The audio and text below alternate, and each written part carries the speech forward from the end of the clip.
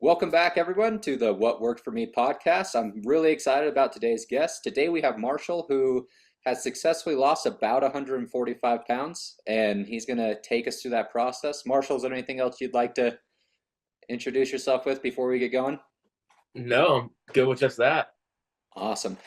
So I'd love to get to the story and how you actually lost 145 pounds, because that's amazing. But I Hmm. guess we need to get to how you got to the point where you could lose that much weight first. So Uh-huh. how did you find yourself at 300 plus pounds, and how did you gain that weight in the first place? Yeah, I think this probably will make my story differ a little bit than most people. Um, like I was like as a kid up till I was about like 10 or 11, I was always like a skinny kid. Like I wasn't even like husky or anything, I was just skinnier. Um, but then around then I started to be like get bigger and it kind of just increased over time. And that's what happened with a lot of my siblings too. So I'm in the middle of five kids, and almost every one of my siblings was like a chunky preteen. And then when they fully hit puberty as like a teenager, they kind of slimmed out. And so as I was getting bigger, my parents, no one really worried about it because it was kind of like, that's just how we do it. Like you're gonna get a little fat and then you're gonna hit your growth spurt and become an adult and slim out. But that never happened to me. So like as I was going up, like freshman, like by end of junior high, I was a pretty big boy. And then up through high school, I kept getting bigger and bigger. But I was still active. Like I threw shot put and discus for the track team. I swam all 4 years in high school. I was a really like terrible swimmer, not fast at all. But I was still doing like the swim workouts. Like I was swimming thousands of yards a day, doing all of that, and I still wasn't losing weight. When I was swimming, I wouldn't gain weight, or I might lose a little bit, but it wasn't like big changes. And then in the off season, I would just slowly gain little bits. And then towards the end of my senior year, I ended up going to a specialist because I tried everything. Like I talked to my normal doctor, and he's like, "Oh, just do like calorie restriction." And I did it for like 2, 3 weeks, and like my weight didn't change. And like I did it hard. Like I made sure I was on top of stuff, and things didn't change. Um, so I went to specialists. We did a lot of blood work, um, and it came back. It's kind of like an umbrella term for, I'm sure you're aware of it, but like metabolic syndrome, which is just kind of like an umbrella term for lots of different things that go wrong with how people process food and all of that. Yeah, it's Um, pretty interesting how they diagnose it. It's basically just if you have three or four of a variety of different symptoms, you get diagnosed with metabolic syndrome. Someone's like waist size and mhm. insulin resistance. There's a bunch of them. Yeah, and so that's what I got diagnosed with, and so more specifically, because yeah, it's like you say that, but it's like, what does that mean? Because it could be any of the three of the five, and to what extent is it like one of the five is insane and the other two are kind of like Right. that? Um, my diagnosis came from the blood work of just the way it's explained to me is like when you eat sugars or carbs or things that break down your triglycerides, which is part of your insulin and blood sugar system, they spike. But for me, they spike like 3 times higher than like the average person. And it was explained to me, it's kind of like telling your body almost you're in starvation mode. So save stuff is fat. That's the way it was explained to me. Um, and uh, so from there, the doctor was pretty much like, you just need to go on a diet that has things low in the glycemic index. Um, so lots of vegetables, lots of meat. It's kind of keto, but like that's not the intent. It's not like let's take all carbs out of your diet. Carbs are evil. It's just kind of like you need things low in the glycemic index that typically happen. That typically tends to be things that don't have lots of carbs in them. Right. Um, and so from there, just over the course of the next 2 years, it was a really strict diet. I mainly like pretty much every day, like for breakfast, I would have a little bit of oatmeal with like a protein powder meal replacement mixed in that with chocolate to give it flavor. And then lunch and dinner, I would have a little bit of rice. Like when I say a little bit, like less, probably like half a cup to a cup of cooked rice. And then just chicken and vegetables that like I bought raw and I cooked myself. And I just did that for the next 2 years.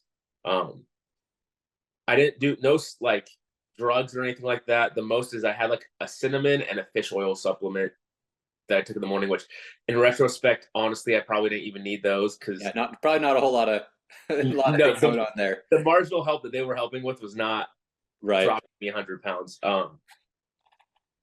And so I just did that for 2 years. It wasn't active 2 years because I was during that point I was serving a church or a mission. I was on like a Right. service mission for my church, and so we were walking and riding bikes a lot, which I think, of course, helped increase my caloric output.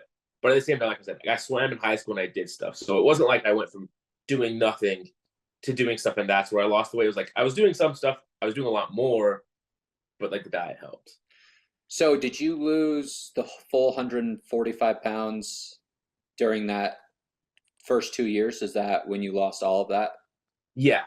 Okay, and Um, so you just get the numbers right. You said you were about 315 and you got all the way down to around 185-ish, something 180, just under 330 180. to 185.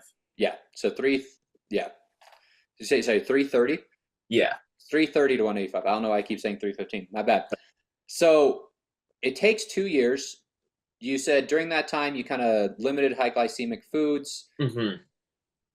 There probably was there any additional exercise to just walking and biking, or were there other things that you did? Um, Not really. So when I started on like the diet and everything, of course, when you're bigger, the first couple pounds come off easy. Like Right. when I'm on it for a month, I'm losing like 10, 20 pounds in a month, which is like insane. Um, and so I like it started to me, I wanted to work out, but just the nature of stuff, like I couldn't really go to a gym, so I'll have to like body weight stuff. And when you're 300 pounds, doing like pull-ups aren't gonna happen. And That's powerlifting at that point, right? yeah, like if you're 300 pounds pure muscle, then yeah, maybe you can throw some pull-ups. But when you're 300 pounds mainly fat, you're not doing a pull-up. Push-ups are going to be hard.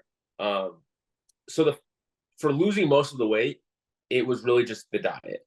I'm Okay. big into working out now, but all of that happened post losing the weight. Like I got down to 185, and then I was like, okay, now I want to build muscle. I want to do all these And things. how long ago was that you lost the 145 pounds?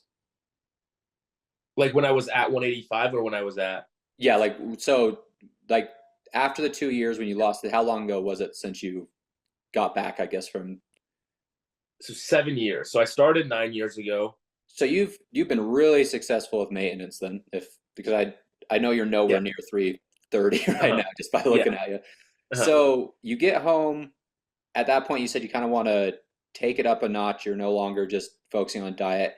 How Uh-huh. did training and nutrition change once you had a little bit more freedom and you could do what you want with it? Yeah. So I mean, I would say the 7 years really has been a journey. It hasn't been like I started out and like in a year I got it. Like even now, I'm constantly modifying my training and my nutrition. Um, there was so probably right after like when I started training again, there's probably about a year or two there where I was just like I was trying to weightlift to gain muscle, but I was keeping the diet the same. So nutrition wasn't changing, and frankly, like I had decent results of putting on some muscle because it's kind of like beginner gains.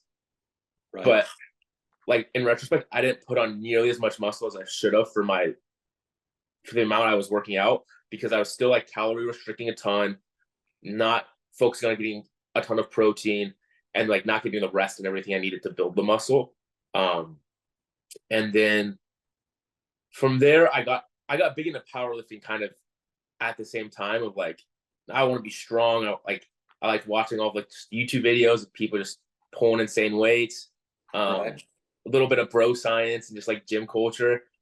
And so I started powerlifting. And at that point, I realized like I do need more calories and I need energy because I'd go to the gym on my older diet where like I was feeling drained. Said that diet was to lose weight, and so I go to the gym. I'm like, Do I can't anything. hit like a 3 rep max right now. Like I have no energy. Um, and so I started actually incorporating a lot more foods. And in that period, I ate like 80% clean. And then like the other 20% when I didn't eat clean, it was really unclean. It was like, I'm gonna eat healthy and like I'm gonna eat Snickers. And like that was like my unclean thing. Um, and so I did that for about 2, 3 years.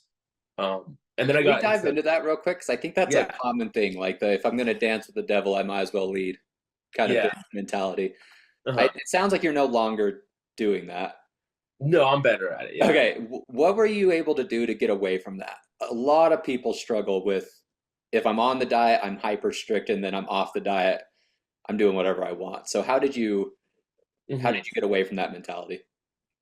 I think you just have to come to a realization and welcome that to have the fitness and body you want, it's going to take some sacrifice to some extent, right? And I compare it to like to go from 330 to 185, a ton of sacrifice. Like I am not going to be happy about what I'm eating most of the time. Like I'm going to eat, I'll be happy, but I'm like, man, I really wish I could have this, or I really wish I could have this.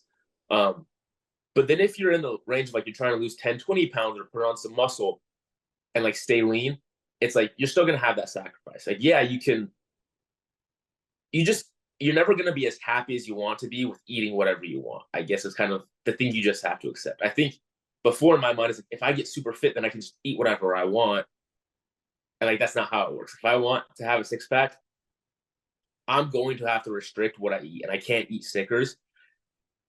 But also, like you do, like you want to enjoy life and be happy. So it's kind of like finding the things that kind of just like give you just enough to be happy, but it's not going to completely satisfy you. So it's kind of like maybe making a fun protein shake that has like you put peanut butter in it and maybe a drizzle of like chocolate syrup. Like that's going to taste good. It's not going to be Snickers, but close enough. Right. So going back to what you were talking about, you said you started to increase calories so you could get stronger and put on muscle. Were you intentionally at that point trying to gain weight then? Um, no, and so I was just trying to gain strength. So I was pure powerlifting. I just wanted the numbers on the bars to go up. Um, and that was actually a really hard thing, is because I think having lost the 145, I was so afraid of going back. Like up until probably the last year, anytime I step on a scale and look at the weight, if it was going up, it would scare me. It's like because I'm a bigger boy, so like even now, I'm probably 6'2", like 225, 230 ish. But like for a while when I was powerlifting, anytime I'd get above 205, I'm time to diet again. Like I can't like, Right. and so it was this really kind of unhealthy, like I'm trying to eat to get bigger and to be stronger, which means more muscle, which means more weight. But I'm terrified of putting on weight. So I'm going to diet down to not put on that weight. And it was a kind of tensions pulling at each other.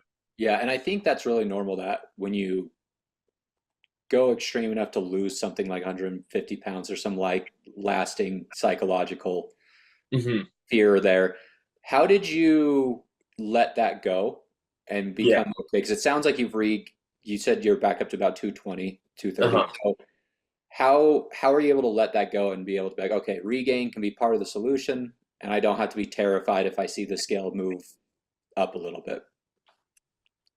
I think part of it is just trusting myself. Like one is I, I put my scale away a little bit because I was stepping on it too much. So I was like, because I mean, if you're a bigger person, depending, like you can gain a couple pounds in a day just from water. Like Right. fluctuation is going to be a big thing. And I was like, I keep looking at it and I'm like, oh, I'm 3 pounds heavier than I was 2 days ago. I'm getting fat. It's like there could be a million. I could have had a bunch of sodium yesterday, and now all of a sudden I'm 3 pounds heavy just because of that. So one thing is I put my scale away and I only use it maybe once a month to kind of keep like a general where I'm at. And then it is just trusting myself, because it's kind of like I was afraid of getting there, but I realized I'd lost 145 pounds and I've kept it off for like 3, 4 years. If I need to lose weight again, I can lose weight again. And so like I want to get big and throw on this muscle. And if it ends up with the muscle I'm putting on fat, I've developed the ability to lose fat kind of better than most people ever develop it. So it's kind of like, yeah, I can gain a little bit of weight, so I'll be able to lose it. Okay. That makes a lot of sense. So during this maintenance phase, I know from beforehand we talked, you were going to school, and I believe you're a lawyer now. Yeah. There's a lot of high stress situations of becoming a lawyer and getting through law Uh-huh. school. How are you able to maintain during what many would think is probably some of the most stressful years of life? Yeah. I guess I would have 2 points to that. One is going to be kind of a shameless plug for like jujitsu and MMA. It's great. It's great. Life's not that stressful when your stressor is having someone trying to kill you. Like, I think that's the big thing of like, I would go to law school and I really didn't get stressed out that much in law school. Yeah, like probably 3 weeks before finals. But other than that, I was chilling. Because, I mean, I was working out, and working out kind of just helps you reduce that stress. But also in my mind, it's just kind of like I'm doing jujitsu. At one point, I was doing 6 days a week, 2 hours a day. Like I'm constantly having people trying to like harm me, like hurt me. And I was doing MMA too. So I'm getting punched in the face. Like those are real stressors and you have to learn how to be okay with that. And so when I go from there back to school, all these people be like, oh, like I have this paper, it's a really big deal. I have this test, it's a really big deal. And I was like, man, like, yeah, like I care about the paper, but I'd rather get a C on the paper than get choked out. Like it just kind of it puts it put things into perspective a little bit. So that kind of just helped me go like, okay, not that big of a deal. But the second point is even without that, I think like health is something that helps you do well or do worse. Like, and I think that's something that's missed a lot. I'm like, if I want to do well in school, I need to be healthy. And I know that just because going from 330 to 185 is like going from driving like a 1995 lemon of a car to like a Ferrari. Like I know what it's like on the extreme end of being completely unhealthy. Like you have the like fogginess in your brain. You eat carbs and you get that high, and then your blood sugar goes down. Like I know the toll that health plays on other aspects of life. And so for me, I'm like, I'm surrounded by all these stressful things. If I want to handle them well and not let like my relationships kind of tank or all these other things tank, my health has to be number one. And so all the time in law school and everything, I structured my days so that I could have that health. And sometimes it meant sacrificing things. Like sometimes it meant on a Friday night, I was going to go to the gym instead of hanging out with friends. Not because I had to, right? Like you don't have to be in the gym 6 hours a day or 6 days a week, 3 hours a day. But for me, it was like mentally, I need to work out and like relieve that stress. So I'm going to go to the gym tonight instead of hanging out with friends. So like occasionally I do stuff like that. That makes sense. How have you brought up the fact that now you're into jujitsu and you Mm-hmm. sounds like there's been a lot of transitions that you went into powerlifting and then combat sports. How have you seen your training progress over the last 7 years since you kind of started on the actual training side of things? Yeah. I'd say the big factor is I've learned really well how to understand my body. And I think that's important because in this age of like optimization, fitness trackers, and like people wanting to count calories and like everything like scientifically, that's great. But also like unless you're a professional bodybuilder, you don't have the resources or the time to really focus that much, right? Like your Fitbit or your Apple Watch is going to track your calories. It's not going to be exact. Like it's not going to be perfect. Um, and like, yeah, you're going to count calories, but sometimes you're not going to. Like you're going to want to go out and get food with friends. Like you can kind of roughly estimate how much did that burrito, like how many calories were in that burrito, but you're not going to be asking a waiter, like, how much is the sauce? Could you like, it just makes life kind of miserable, right? But as you kind of keep the working out and like the health and everything in mind, you can feel it. You can feel like there was a point where no matter how I felt when I woke up, I was going to the gym. And I'm not saying like mentally like tired, like physically, like I could have like joints aching, like my body is not in a position where I should be squatting, and I'm like, I'm gonna squat because it's squat day, and like kind of like the David Goggins, just like stay hard, like give it Right. everything. If force doesn't work, apply more force. Yeah. And I kind of got to the point where like, no, like my body's telling me not to work out. And I think you kind of have to swing to be able to understand that. Like you do have to push yourself so hard, regardless of what your body says, to understand this is my body saying that versus me just being lazy. But I've gotten to a point where I can tell the two. I can be like, nah, I'm just being lazy. I should go work out. Or no, if I work out, I'm gonna hurt myself, kind of thing. Can you give us some insight on how you were able to separate that? I think that's tricky for a lot of people. Yeah.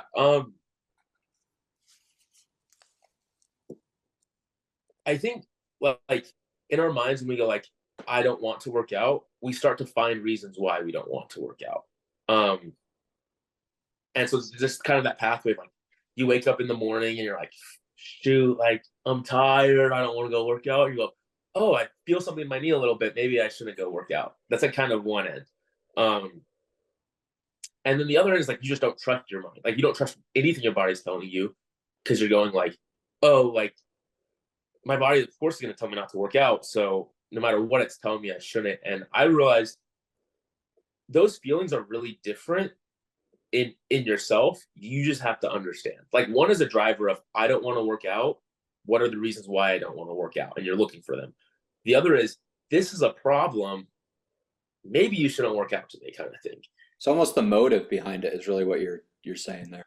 Yeah, and so I've really had to just be good at like finding the difference of going is whatever, like let's say it's just like my shoulder hurting. I'm like, is the thought that my shoulder hurting because I don't want to work out and that's a good reason not to work out? Or is it my shoulder's hurting and even if I wanted to work out, I shouldn't? Is That kind of makes like where I've gone to. Yeah.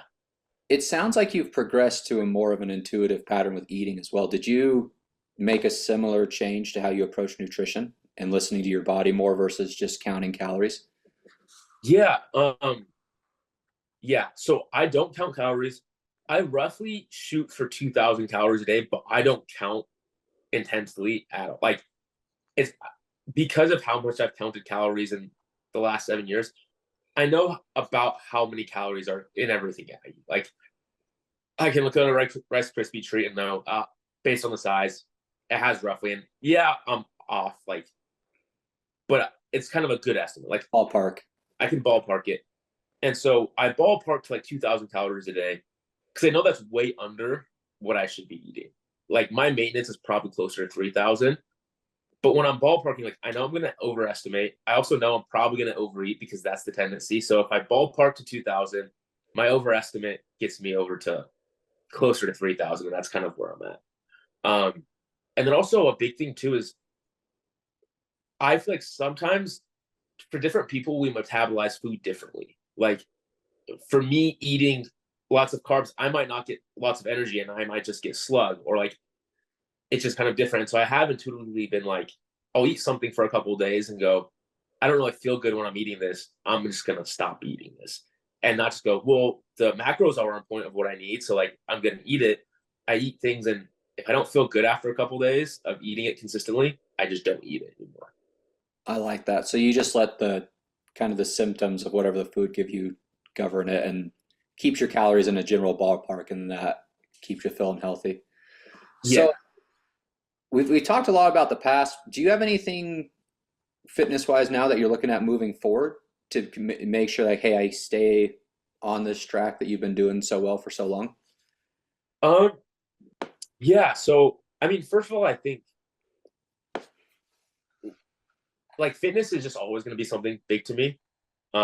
Just because I said the transition, like relating it to cars, like I went from a crappy car to one that actually works, and that's been the effect it has on your life is just so huge that I'm like, I would always rather be in a maintenance stage of keeping it good than letting it kind of fall apart. Um, but like right now I'm trying to put on as much muscle as possible. I've gone into kind of just like I've never done steroids or TRT. I've always wanted to because there's Don't we just that all? yeah, there's just that part of you, especially being a guy, you're just like, I just want to be massive. Um, and I've just come to the realization like I'm 28 right now. I'm kind of at the point where like my testosterone's peaking and it's going to start going down soon. And so, and I'm not against TRT when you're older, like later 30s, go for it. But I'm like, I have at least a decade before I would want to hop on. And so right now I'm trying to get as much muscle as I possibly can while my body's still in the kind of optimal range to do that. Okay, so you're just trying to kind of optimize where you're at. You brought Mhm. up something that I'd love for you to dive into a little bit. You said that going from, I think your metaphor was going from like an old crappy car to like Ferrari, it just Yeah. changed everything. And you're like, what were some of the biggest changes that you noticed, comparing how you used to feel slash live your life to now? Yeah. I mean, I think the biggest one is kind of obvious, but just like the self consciousness of it, especially like at the age like you're a young single person, like dating and all of that, like that's really just an awesome part. And I would assume if you're married in a relationship and you have that change, that'll also really improve that relationship as well. Um, I felt just like it was an empowerment, like I could do anything because before I was limited by like how heavy I was, like going on a long hike, that would take a lot in my joints. Not a muscle thing. Like my knees and ankles were going to be killing after a long hike, and now like I can go on a 6 mile run and like do things that I could have never done before, and enjoy life that way. And so I just felt like, and I'm not an outdoorsy person at all, so I Yeah. don't like hiking. But it's like now I feel like if I want to go on a hike right now, I can. Like I could hop out and do it. Like it's not going to be a problem. Whereas before, it's like that's going to be rough, and I'm going to have to plan out because the next few days I'm not going to be able to really enjoy my life as much. Um, and then also, I think the big thing is, and this happened with MMA too. It just gave me the belief in myself that I could do whatever I wanted. Like to me, right now, like subjectively, I'm like, I lost 145 pounds. I've lived with that reality for a while to where it's not a big deal to me. I'm like, yeah, I did it. Just That part of happened. the day. This is part of the day. But in reality, like, that's a huge thing. Like you said, like I lost a human being. I lost more than what lots of people weigh. Like Right. there are plenty of people who don't weigh 145 pounds, and I lost all of that. And like if you look at a picture of me then versus now, completely different person. And it kind of just gave me this belief of like, I can be whoever I want to be. Like both like physically, mentally, whatever. It's like if you can lose another person worth of weight, like you can do whatever. And I think that's the cool thing about losing weight is just like or having like a big transformation is like if I put my mind to something and just go at it, I can do whatever. And that kind of I don't know, it kind of just keeps me going on different things. Cause like I'll look and be like, oh, I want to do that. And then it's not that like, oh, it's gonna happen, but like I know if I put in the work, I can do that because I've done it before. That makes sense. It's just that confident knowing like, hey, I really have the ability to get whatever I set my mind to. Do you think that that was developed as a necessity to get the first goal or just as a result of getting that goal, if that makes any sense? Like, was it at the end you realized, oh, hey, I just did something great? Or did you just have to develop that mental toughness to just get through that first Uh-huh. 145 pounds? Does that make sense? Yeah. So I think it's more of at the end. To get through it at first, it really is just like one foot in front of the other. Um, because like I said, it took 2 years. 2 years was a long time. Like Right. if you're wanting to look different, 2 years is a really long time to like make a big change and like to be consistent too. Because it wasn't like, oh, I did this over 2 years, like once a month I did it. It was every single day for 2 years I was doing that. Um, and so to hit the first goal, honestly, like as funny as it may be, like you just have to pick something in your mind that you want, like that's gonna be like, if I achieve this, this is like the reward or whatever, and I'm gonna keep on that. And so for me, I just always told myself like I want a hot wife. Like that was kind of like what I had in my mind. And I was like, so I did like I'm losing weight because that's what I want. And so I think sometimes people like try to put values onto others. Like you need to lose weight to be healthy. If you don't care about being healthy, that's not going to motivate you to lose weight. Like you're going to do it and then you're like, I don't care. But so find that motivation that you want and then just remind every time it gets hard, just remind yourself of that. I remember there was a place I was living when I was losing all the like during those 2 years. So I was riding bikes to get everywhere, and there's a giant hill we had to go up like a couple times a week.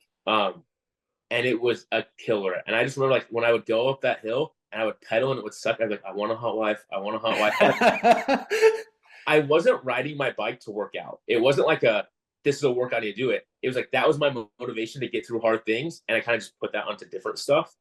Um, but it was just every single day. I just had to go. This sucks. This is not what I'd rather be doing. I'd rather be doing nothing and eating whatever I want. But this is what I want. I'm going to go after that.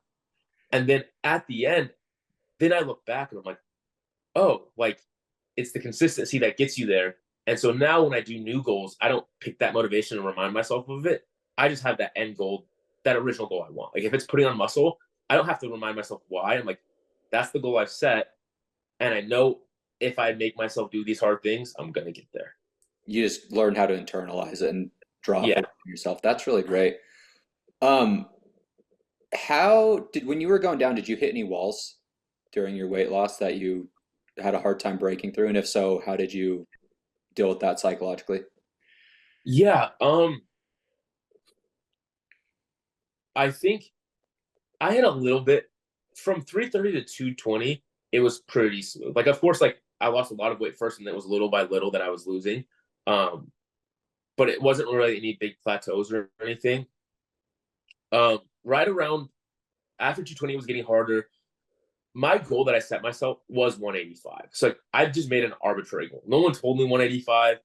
If I'd wanted to, I probably could have gotten to 170. But honestly, at 185, I was kind of emaciated. Like I was skinny. If you see pictures, like it Right. wasn't great. Um, but that's what I told myself. Like once I started realizing I could lose the weight, I was like, 185 is my goal. I'm not stopping until I get to 185. Um,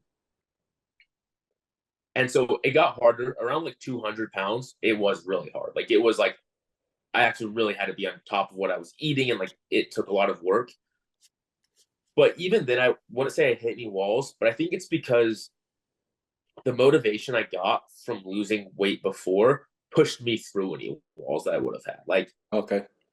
so like if I was like at a place where I was eating and everything and I was losing weight at like 300, I get down to 260 and now I'm not losing weight anymore.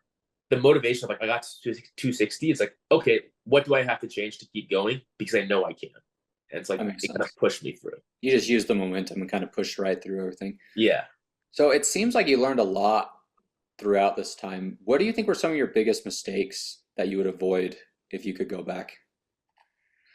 Oof, that's a great question. This is going to be a little side thing, so it's not as much physical health related to mental health. It's all the same to me, honestly. Just Yeah. yeah, I'd love to hear it. Um, Losing the weight is not going to change how you feel about yourself.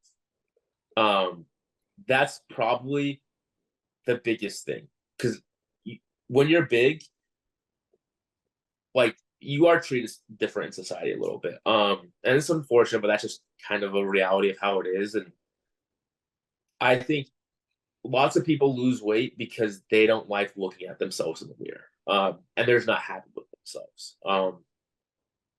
And I think that I'm not saying that's a bad motivation to lose weight because if you look at yourself in the mirror and you're like, I don't like what I see, change it. Like you can do that. But at some point, like if you don't like yourself, you're gonna. It's kind of just the body dysmorphia that you're gonna get. Like you could be looking amazing and you're like, man, like I am still fat. Like Right. I've had experiences where like I've been talking to like a girl, I'm like, man, I need to lose some weight. And like more recently, right? Like after I've lost weight, I need to lose some weight. And like, what do you mean? Like, you don't need to lose any weight. But in my mind, I'm like, I just see all the fat all over my body because I'm not at like the 8% body fat that I want to be at, right? Right. You got to train yourself to look at those negatives. Uh-huh. And so it's actually taken some work to get to a point where it's kind of like it's a balance, right? Like accept your body and accept yourself for who you are, but also change it to make it better. And there's like a tension there because you want to lose weight, you want to get fit, but also like that's not going to make you happy with who you are. But that doesn't mean like don't do anything to make those changes. And I think that's a tension that I struggled with poorly for a long time. So how are you able to progress past that? If you're doing better now, what were some of those key steps that allowed you to settle that tension within yourself? Yeah, I think this isn't something that I sought after, but actually like something that is beneficial is when other people kind of reinforce that. I think in an ideal world, it would come from yourself and you would just be like, I can see that. But when other people reinforce that you're doing well, that you don't need to do those things, it does help a lot because the external validation is something that you do chase. And so that's helpful. Um, I think part of it is just like gratitude, like learning to be grateful for what you do have. Like I think that's my big thing of like I look at my body and I'm like, man, I could lose some weight, and I have like loose skin and stuff, not a ton. Like my loose skin for losing 145 pounds is actually almost non-existent. Like I have it, I have like a little bit of saggy skin, but the amount you'd expect for that amount of weight loss, like I've been fortunate that it kind of went back. Um, but it's just gratitude because like I can go to the gym and see other people who are likely sauced and like just shredded and massive and have the bodies that I want. And I can go, I wish I had that body. Like I need to work harder. Like I'm not happy with myself. I wish I was there. But then I can also look around and be like, there are people who struggle getting up in the morning. There are people who, like their bodies don't let them enjoy life to the fullest, and mine does. And so even though I have these things I want to change and be happy with, like I don't have to shop at big and tall stores anymore. Like there's so many things that have changed that if I focus on that gratitude, I can still want to change things, but it's not me like kind of this like self-hate, self-harm of like I hate myself. It's like, no, like there are really great, amazing things about my body. Is it perfect? No, but it is a good thing. That's great. So you've come a long way, and I think a lot of the listeners are probably nowhere near where where you're at in their journey. If you had Yeah. to just give someone a one-time tip, elevator pitch of, hey, this is what I would do if I was about to start, what would Uh-huh. that be? Um, if I was about to start again, um, I would say lose yourself. Um, like I view it as like your body goes to whatever steady state you keep it in based with your habits. So if you're like based on what you eat and how you work out, your body will always return to that state. So if you view losing weight as I'm gonna change myself and change my habits for 30 days, a month, even 2 years, if you only view it as like a temporary thing to get to where you want to go, you're gonna return back. And I think that's kind of the thing with like people who lose weight and get heavy. They view it as like a temporary pain for like a permanent solution. Whereas really like it's gonna have to be a permanent change. Like if you want to be healthy, especially when you're losing a lot. If you're losing 30 to 20 pounds, maybe some small changes are going to get you there and you can kind of live the relatively same life you want. But if you're looking for a big transformation, you're going to have to be a different person at the end of it. And it's simply just because your habits are going to have to change. What you eat, what you do, how you view fitness is going to have to be different for the rest of your life.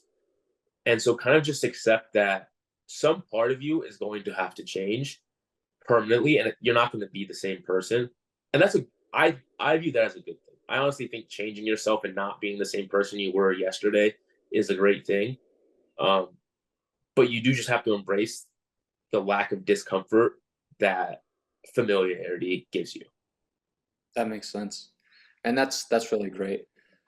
How was that something you had to develop during this process, or were you able to just sacrifice kind of those parts that you didn't want from the beginning? And do you think that is how you've been so successful with weight maintenance long term? Yeah, so I think that is something I developed, but I think the way it happened is I put having the body that I wanted on a pedestal or like losing the weight on a pedestal. I was like, I don't care what else happens in my life. That is my number one goal. So whatever other goals are coming around that, if they conflict with it, they're out. Like this is my goal.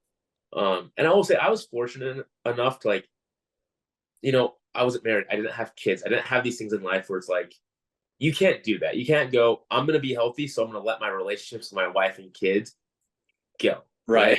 Right. Um, and hopefully, if you're trying to do this and you are married and have kids, they'll support you in that. And that's not a decision you have to make, but being 18, 19, 20, there aren't other things pulling on you really that are as important. And so I kind of just made that like, that's my thing. And I'm going to let things go. And then at the end of the journey, or like not the end of the journey, when I had finally gotten down to 185, I realized that's when I realized I did change like I was a different person today than I was 2 years ago, fundamentally in a bunch of different ways. I was the same in many ways, but also different in lots of ways. And I think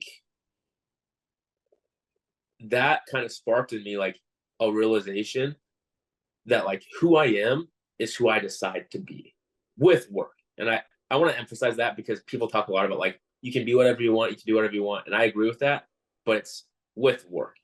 Like if you want to lose 5 pounds, you can lose 5 pounds with a little bit of work. If you want to lose 100 pounds, it's going to take a lot of work, but you can do it kind of thing. And so having that realization, it made me realize like I can do whatever I want to do but who Marshall is today can't. Like, let's say, like, if I want to be like a black belt in jujitsu, for example, the person I am today is not a black belt in jujitsu. If I want to do that, I have to become a different person to do that, because the person who I am today and that person will be different. And I've just applied that honestly to all aspects of my life, but in fitness, of like, if I want to put on muscle and get big, I can do that. It's just the Marshall who has all that muscle versus the Marshall now is going to be slightly different. That makes sense. I really like how you put that there, and I want to. This will probably be the last questions I ask you, so we don't, Uh-huh. go too long. But how do you separate and set your goals? Because if you know you can do that, where you say, "Hey, if I put my mind to something, I can achieve it. I just have to change." Uh-huh. And earlier you were talking about, maybe seeing some of these things, other bodies or those type of things. Uh-huh. Like, okay, what keeps you understanding what's a healthy goal and staying away Mhm. from, letting that pendulum swing way too far into like the body dysmorphias or things like that, since you know you can achieve these things? How have you kept your goals reasonable and healthy? Yeah. Uh, I would probably say there's two aspects to that. One is the first is just kind of a more practical fitness thing. Bodies are different. So like, while I do believe I can do whatever I want, I also can't. Like, I can't grow. Um, my shoulders, I can get them wider with like working out, but like, I have typically broad shoulders and a wider waist. And that's just like a bone How it is. structure of how it is. And so I think it's accepting that about yourself, just going like, and I think I would say for women, this is probably a lot harder, right? Because for men, I think what we look for really can be, because typically men aren't trying to shrink themselves. We're trying to like, the ideal man is a big dude who's just lean. Right. Yeah. And so we go like, oh, I want to get bigger shoulders, get bigger legs, which you can do through working out. But at some extent, like, your body just can't do some things. Like, genetics play a big role. And like, I'm never gonna look like I'm never gonna be a jockey. Like, I'm never gonna be riding horse. Like, if Right. I set my sights on being a horse jockey, that's just not gonna happen. I'm always gonna be a bigger boy. Um, and so I think it's coming to a realization and a comfort with that reality of like, my body can do certain things, but it's also prone to other things. And so trying to set goals around that. So like, if you naturally have big legs, and like, don't try to shrink your legs. Like, just let them be big. Like, who cares? Like, Right. also, big legs are awesome if you're a guy or a girl. Like, big legs are awesome. But if your legs are naturally big, don't put in a bunch of work to shrink them. You can work on like getting your upper body bigger, but like, just accept like that's kind of part of it. And then I think the other thing, and this is kind of just more like a personal morals value thing, is I think relationships are the most valuable thing we have in life. And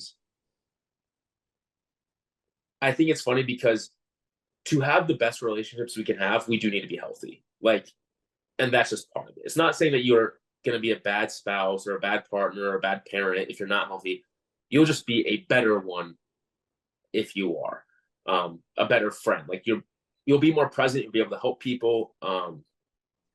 And so part of me is, when I set a new goal, I think, is this going to have a significant toll on my relationships? And the toll that I think it will have, determines whether it's worth it. Because if you talk to like bodybuilders, right? If they're trying to like Mr. Olympia, their relationships are kind of terrible middle crap. Non-existent. Like, they're not happy. They're always working out. They're counting everything they eat. It kind of goes bad. And so for me, when I start to notice, if my goal is making it so I'm not hanging out with friends, I'm not having that fulfillment from relationships, I go, this goal is going to be too hard and not worth it for me to achieve, because I'm going to have to sacrifice this. That makes sense. I really like that. I think you've done a great job of finding balance, and that's been the key to your longevity and being able to Mm-hmm. maintain as well as you have. I've learned a ton from you, Marshall. This was absolutely great. I think we're going to wrap it up there. So thank you so Yeah. much for coming on, brother. And I hope that the listeners learned a bunch from you, and we'll just end right there.